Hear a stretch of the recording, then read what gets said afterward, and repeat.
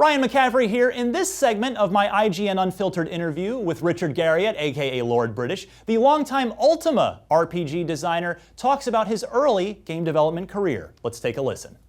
So now I do want to talk to you about video games because you've had a heck of a career in that as well. I mean, we just talked about Richard Garriott, the explorer of Earth and space, but video games. You're a role-playing game pioneer. The Ultima series, with Ultima Online, you helped turn MMORPGs into a viable and dominant genre, and you're still going today with Shroud of the Avatars, your current project. Now, I had Fergus Urquhart in here from of course Obsidian, and he was telling me how he played a lot of pen and paper D&D when he was a kid, and you mentioned it in your book too, that you did. So I'm curious, do you think, is it a role-playing foundation that any aspiring RPG developer should have, is to have played pen and paper D&D? Well, you know, what's interesting about that is... Does it teach you that sort of RPG design thought process, or help to? It can. My only cause for pause is that when I first started playing D&D, it was at a very important time in pen and paper gaming, meaning it was also in its foundational era. And the rule books for pen and paper role-playing games were thin at best. And the adherence to the rules were close to zero. I mean, nobody really paid any attention to the rules, at least in the games that I played. And so you were, by being a player of early Dungeons & Dragons and other role-playing games, Tunnels and Trolls, and a few of these others were out back then, you were sort of making up the rules yourself while also reading what they had written as rules. And so that, I think, was a great foundation for immediately moving in and trying to make these things on a computer. And for me, they happened almost simultaneously. I read Lord of the Rings, began to play Dungeons & Dragons, and encountered my first computers, in this case teletypes, in the same year. And so I began to do all these things concurrently. Now, today, if I was going to have somebody say, what do I think is best for you how can you learn game design the easiest now, I'm not sure I'd still specifically push them at pen and paper role-playing games, but it might be. But now the rules are too big. I mean, the standards are too well codified in many cases. But what I think what's interesting about paper gaming is while D&D was sort of the first decade or two dominant, I then think it went through the next decade or two, it sort of got left behind by computer games.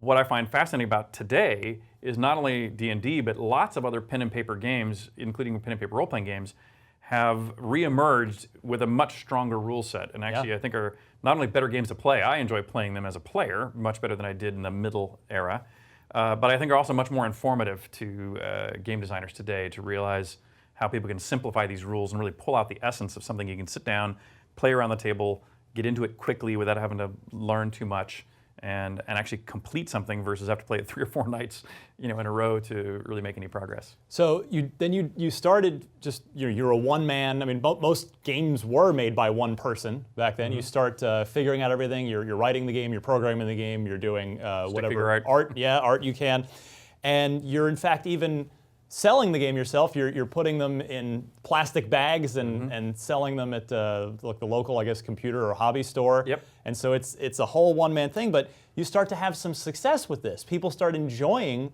your games, and you mentioned in your book, I found this really fascinating. So this is the early 80s, I believe. You mentioned that drug use was just rampant in your experience among game developers in the 80s. Did you watch a lot of promising careers get ruined? Absolutely, yeah. In fact, as you can imagine, I grew up in this NASA extended family, and so I expect amongst the teenagers in my neighborhood there was probably some level of drug use, as there probably is in every neighborhood. But at least in my personal life experience, I'd really never seen any.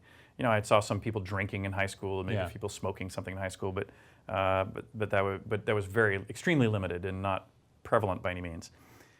But it was literally the first day I met my first publisher that I was then introduced not only to more serious drugs like cocaine, but in bulk And then as I came out to do interviews like this, when I would come out here specifically to California, and I would go to magazine interviews, it was not at all uncommon. I would actually say it was arguably half of the interviews I went to, where I would go sit in a glass conference room in the middle of an office where the other employees could be watching through the glass. Yeah.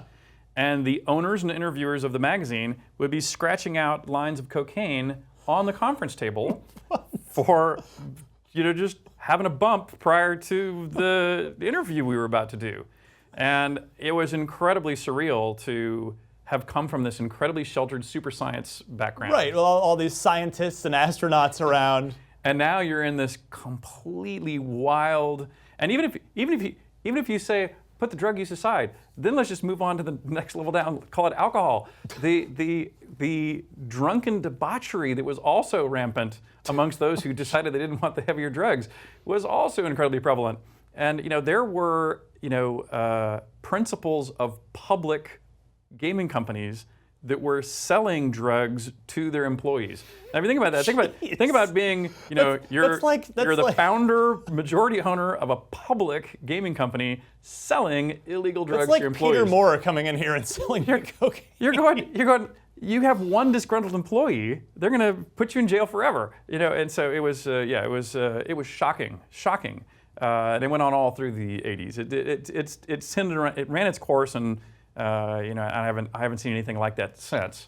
But yeah, the early mid 80s in the games industry in California was incredible. You mentioned your earliest publisher was a company called California Pacific. You talk about in the book that they were dealing cocaine and they stopped paying their developers in actual money, including yourself. And you tell a story about this, because this is extra funny to me because I owned a DeLorean for 12 years. That was my dream car as a kid. They offered you the company DeLorean as payment if you would just keep making games for them. Yeah, let me correct one minor detail, which was this particular person wasn't dealing the cocaine; he was a user. Oh, okay. But my first meeting was at his dealer's house, where he had a chest of drawers full of literal bricks, the kind of things you see only, I've only seen them since on the news. Yeah. Like, the real ones I've ever seen are like, a bag you cut open with your knife and they pull something out with their knife to do some purity tests. There were bricks of cocaine in this drawer, and that was the first time I'd ever seen, a serious drug of any kind. Man, so you're having some success though, despite the attempts to turn you into a drug addict. You said in your book that you were making about $150,000 a year selling your games as a high school senior. So you're about 17, 18 years old. And a passage I found really fascinating in the book is you admit that you became, quote, something of an asshole, according to your friends who actually then confronted you about it and told you, hey, Richard, and you sort of acknowledge it and own it. And I just, like, it takes a lot to acknowledge that and then write it in a book and sort of have the self-realization to realize what you've turned into. Yeah, in fact, but I think it's I think both sides of that are important. In the sense of I was very lucky to my very first game did for 7 weeks of after school time earned literally 150 grand when my dad's salary as an astronaut was less than half that. And so that's when that was right at the end of high school and right as I started college. So when I started in college, and I met the pantheon of characters who are the main characters of Ultima, Dupre, the valiant, the valiant knight, and Mariah the mage, who became my assistant eventually, and Jeffrey the fighter, who ran our op. So all these people are real people that I met and became my closest friends. And we were all also members of the thing called the SCA, the Society for Creative Anachronism, and we would spend the weekends together doing play fighting with swords, and that we'd also often be out drinking or carousing or hanging out. And what I was really the only person in the group that had significant money, and what I felt like I was doing was just helping everybody have a nice time. So if I would occasionally bring a couple extra bottles of some nice liquor, or if we were out to eat somewhere, I would pick up the tab. And it didn't feel like I was acting braggadocious about it. I just was trying. I felt like I was trying to be helpful to the inclusive fun of the whole group. But one time they pulled me all aside and they said, "Hey, Richard, by the way, we appreciate you a lot. We really do. And we understand you're trying to be nice here. But the net result of what you're doing is you're actually quashing anyone else's ability to be seen as, the equal." Yeah. And in a way that distresses us. And it distresses us enough, and you clearly are not seeing it enough, to where we're not going to be able to continue hanging around with you. And we talk about it now, outside of you, and we really feel like we needed to tell you. And at first when somebody comes to you with that kind of hard news, your first reaction is to go defensive. And so that was also, I don't remember what I literally said to them. I don't think it was rude or inappropriate, but I'm sure that that night at home I was angry. But I then began to reflect on all the symptoms they would describe, and I went, wow, they're really right. And that was, I think, a very important moment to where if they had not done that and instead had just sort of wandered off, I could have become a bigger ego like I saw a lot of my other early people become. And so if you look back at other people who were also lived through the same infinite wealth, lots of opportunities for drugs and women and the sort of behavior, some of them did go that way. And I think that one of the main reasons I didn't is because I had my friends who came here and said, look, you chill. What did your parents think when you're pulling in twice as much as Dad from making, computer games in a time when that was unheard of? And computer games were a toy at best, probably, right? So what does your family think at that point? Well, what's interesting is I come from a very well-educated, family who very career-oriented, but they all saw this kind of strange hobby that I had not only immediately began to pay well, but then began to rocket upwards from there, and it went up fast. And at that same time, as a student at the University of Texas, my grade point average and interest in school, and frankly even just showing up for class, dropped off very fast. And 2.5 years into college, so your first 2 years of college are just foundational undergraduate stuff. Only in my junior year to begin to take anything that was interesting.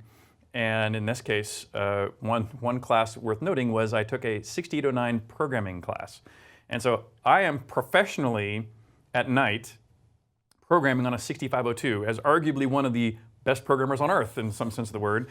And I'm taking a class in the sequel processors, the 6809, which have almost the same instruction set, but this one has the new one has a few more. And I flunked the class. And I flunked it because even though I could do any of the assignments almost instantaneously, I would have failed to use the advanced syntax of the new processor. I'd use the old processor's instructions. And that was enough to fail the class. And so to me, that was this like, wow, I can't both do this as a job and pursue this in school. And so I came home, prepared for the painful chat with parents of, hey, I think I'm gonna go drop out of school to go make games for a living. And what happened was quite interesting. My parents, on the one hand, were like, we get it. This, this totally makes sense. A college degree will not earn you this kind of money. But the other part of that was, sure, you should go do this right now, but as soon as this windfall runs its course, because there's no way this can continue. It's unsustainable. It's not sustainable.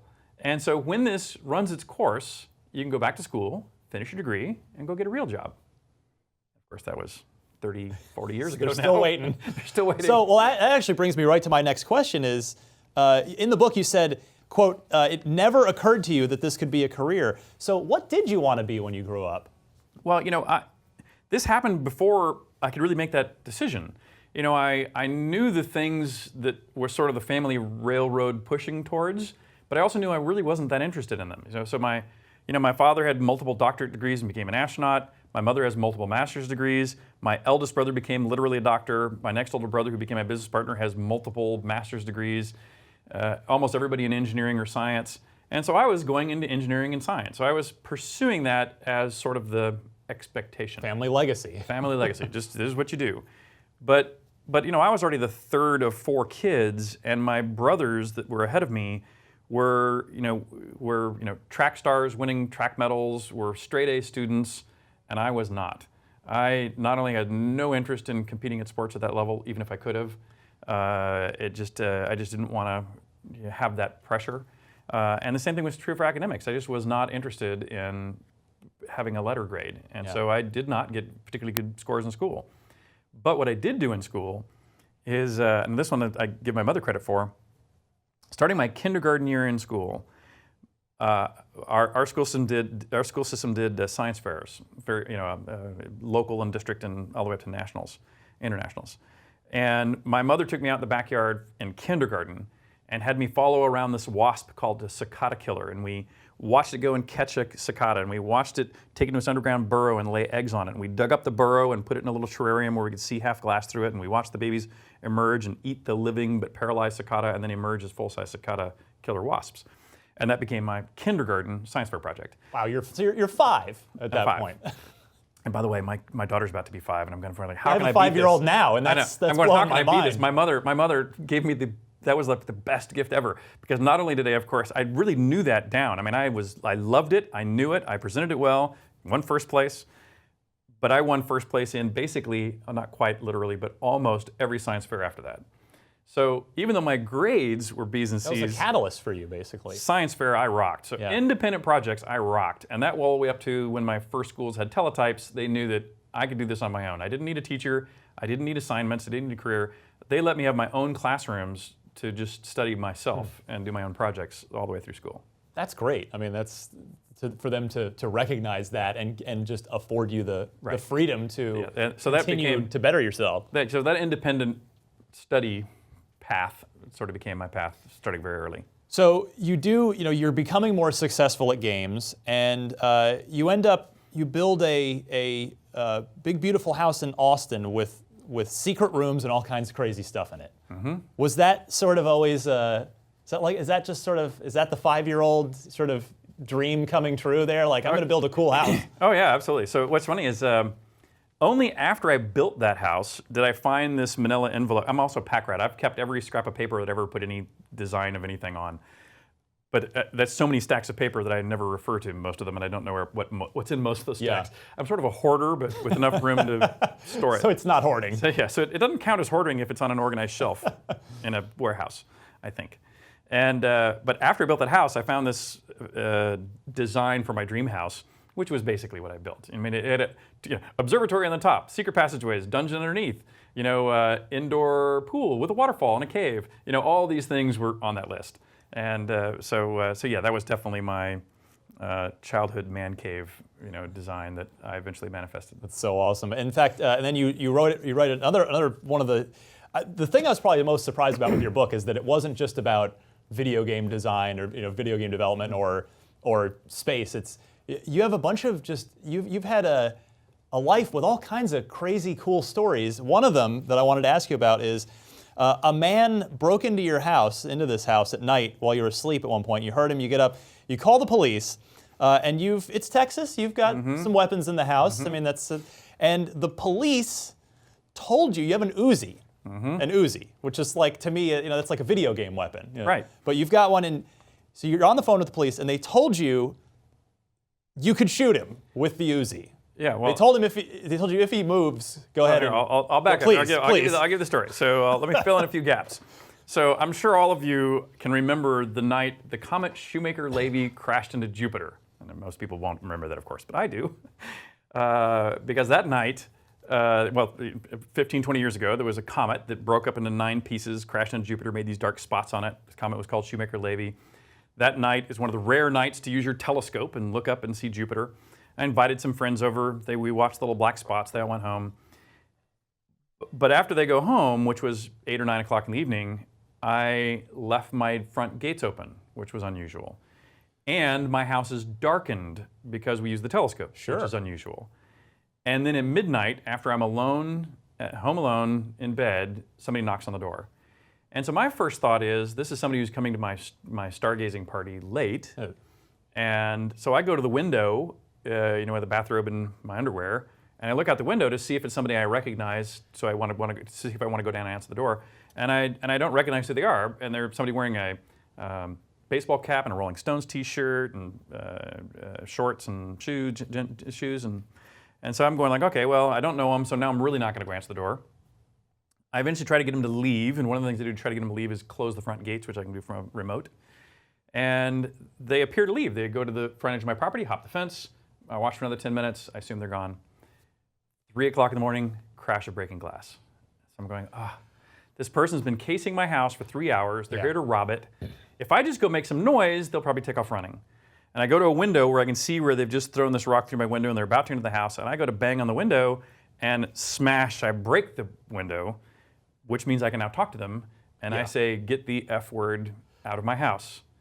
They look up at me, we make eye contact, and then he continues into my house. That's a little creepy and terrifying at that point. And so I'm now going, okay, this is serious. I'm 15 minutes out of town, so I know it's going to be a while before the police can get there, but I call the police. I go to find a gun, and my house is full of weapons and armor. Swords, crossbows, armor, and guns are in my house.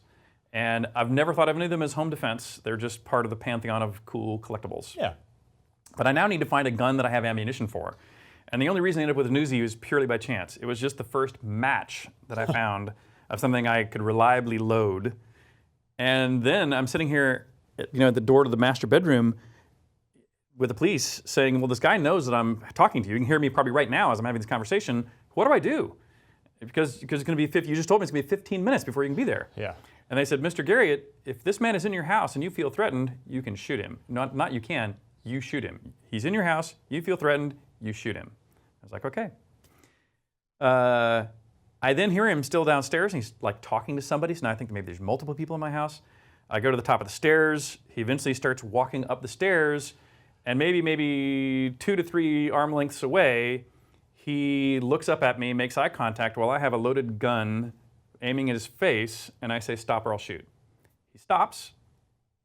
We stare at each other for 5 minutes, and then he kind of shrugs his shoulders and begins to move around the house again. And at this point, now you have the thing of like, what do you do? What do you do at this moment? Are you just in your head contemplating the ramifications of what happens if you act? It didn't even cross my mind that anybody would be stupid enough to not hold still when you're staring at them at gunpoint in your house. And so you make one of these split-second decisions, which, I did not shoot him, but I also thought, it's important he knows I'm willing to pull the trigger on this, because there actually might be other people in my house. And so I literally just aimed just a few inches away from his head and pulled the trigger, which means I could have hit him. Yeah. And put a hole through my house. But he didn't seem to notice at all. He didn't flinch. Wow. He didn't stop. He just turned around and went back down and started crawling around in my house again. And of course, the police are on the phone still, so they're freaking out. Takes them another 5 minutes to get there. They come. I have to go downstairs, let them in the front door because he broke in the back. They come in, find him. I didn't mention that the guy that I shot at was not wearing a hat or shirt or shoes. Oh. Which is why I thought there might be multiple people. But it turns out it was just him. He had taken off his hat and shirt and shoes. And he was found sitting on the edge of my guest bedroom, on a guest bed. They threw him on the ground, handcuffed him, told me to guard him with my Uzi, and if he moved, shoot him. And by the way, at that point, I would have shot him if he moved. There was no one else in the house. Please sit him up and start to talk to him. Who are you and why are you here in Mr. Garriott's house? It turns out he's a fan. And some way of showing it. And so but he's a crazy fan, literally crazy. Yeah. He believed or claimed he saw a hologram of Lord British over my house beckoning to him to come and receive his reward for completing his quest. And that once he got into my house, he was trapped, that I had trapped him in the house, and he was really trying to get out. And so the police obviously got that he was a bit crazy. And so they hauled him off to jail, and he went out of jail for a couple of years. And then a few years later, made the news one last time when it turns out, again, showing that he's crazy, he went to SeaWorld in Florida, where he snuck in one night, jumped into the killer whale tank, and was killed by Talikum, the killer whale. And that killer whale had previously killed a trainer, and after that killed another trainer. So by the way, that same killer whale just died like a month ago. So Talikum, of the star of a movie called Blackfish that was running on CNN most recently, that story is also about the guy who broke into my house and is one of my favorite stories to tell about home defense. That's, I can't even, are you kind of, did you ever feel like your life was in danger during that? Oh yeah, absolutely. But not because I was directly threatened. That is, But it was hard to sleep for I imagine months so, after yeah. that. And I did things like went and got a concealed carry permit after that, and I've since then let it lapse. But I went through a period of time of thinking of home security and weapons in a very different way, a way I had never had before, and fortunately don't feel that way anymore about. But that was it was a scare. And that was just one of the fascinating topics I spoke with Richard Garriott about. Be sure to check back each and every week for a brand new segment on IGN Unfiltered.